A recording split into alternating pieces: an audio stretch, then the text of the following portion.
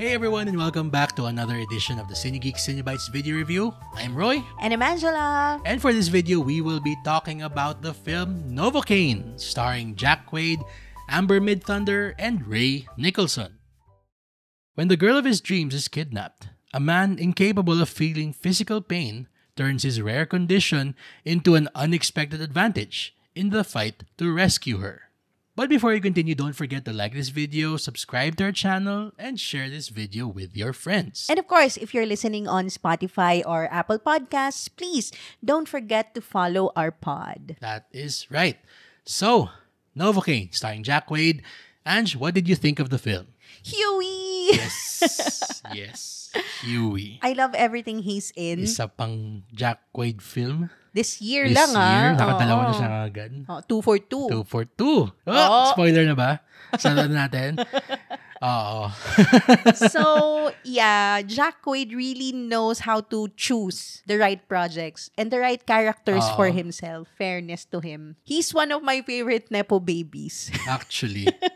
Ang ganda na sinabi mo na marunong siyang pumili ng roles. Yun yung tatak ng isang magaling na artista eh. Alam niya kung paano magka-capitalize doon sa one, sa skills niya, and two, doon sa parang, sabihin na natin quote-unquote notoriety na meron na niya. Yes, that's possibly one way of saying the word typecasting. Yeah, pero he weaponizes it in such a way na he will win. Oo And nagiging prolific yung filmography niya. Tama eh. Kasi ang nakakatuwa dito, I mean, his character here, okay, is very, very different from his character in Companion. So dito, he's Nate. Nathan Kane. Yun, aka Novocaine. Yes. Dahil nga, he can't feel pain. Yeah, Nathan Kane can feel pain. We're rhyming. rhyming. Yun. So, yung kung titignan mo yung characters na beloved na sa kanya, which is yung si, of course, Huey. Of course. To The Boys. Tapos, yung character niya sa Companion. Tapos, ito. You're forgetting one more. Si, si Boimler. Yes, Sa exactly. Lower Decks. Lower Decks. Anyway, yung doon sa apat na yon, may common denominator siya eh. Yeah. Which is him being Jack Quaid. Pero doon sa apat din na yon, nakakatawa kasi iba-ibang Jack Quaid yung nakikita natin. Yes, it's just amazing na nakikita mo pa rin yung authenticity niya.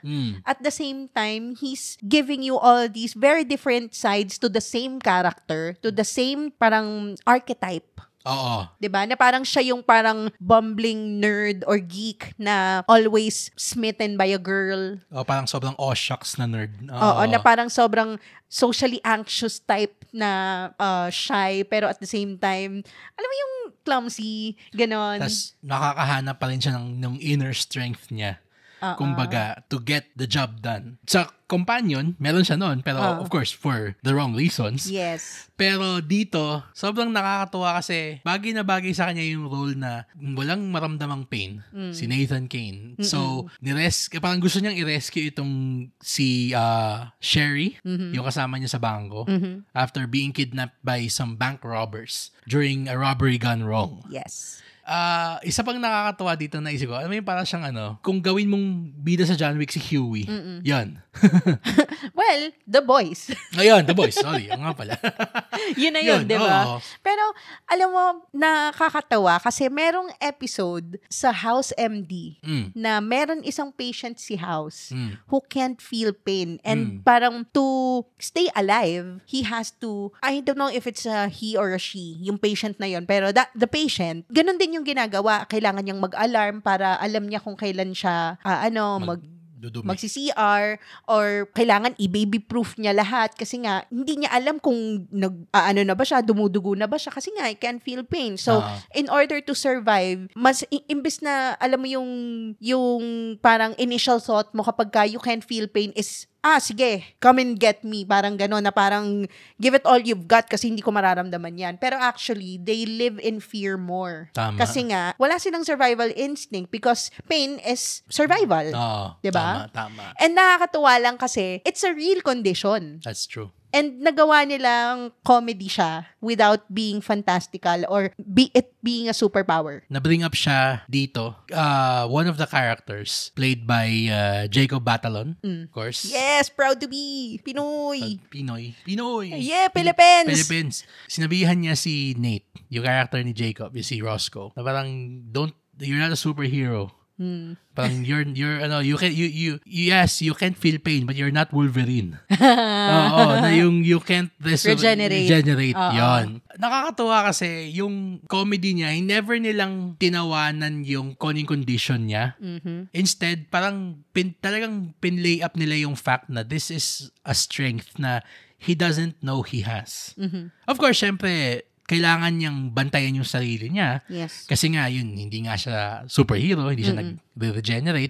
Pero yung, nakakatuwa kasi yung arc ni Nate dito is parang from him being scared of living life to parang conquering his fears, basically. Napaka-simple nga lang nung character arc niya eh. Pero in a way, napaka-relatable. That's true.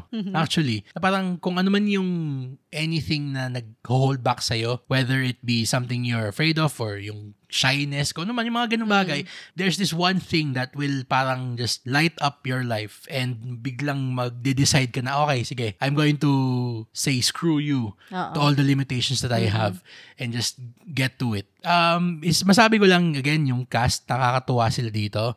Yan nga si Jack Wade, si Amber Midthunder is in yung Prey, yung prequel na Predator in Disney Plus right now. Maganda nga daw yun.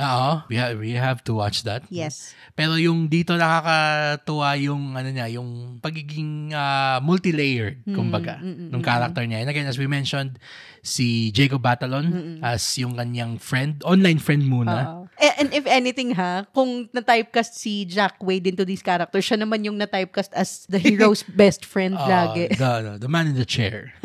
I think nakakatawa dito yung parang main antagonist ng movie, si Ray Nicholson. Alam na pinapanood ko siya, parang hindi ko pa na-realize agad na parang siya yun. Pero parang may kamukha to. Diba? Ako din, sakto. As in, parang, wait, I have seen you before. San ka nga ba?